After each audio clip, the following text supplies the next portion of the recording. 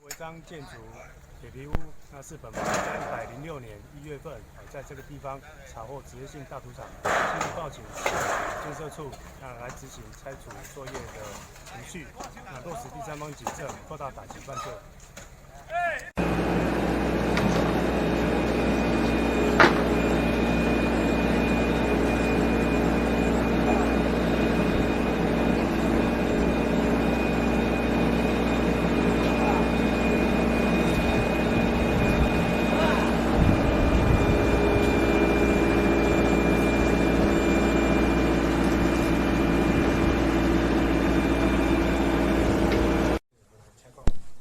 该那个铁皮屋因为在106年1月份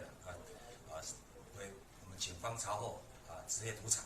那经报查，那该处是一个铁皮屋是违章建筑，那现在经我们县政府县政署裁定以后，认为是违建，那现在就在今天来予以拆除。那拆除说对我们分局来讲有什么好处呢？这个就是警察第三方警政的应用实施，就是展现警方取缔犯罪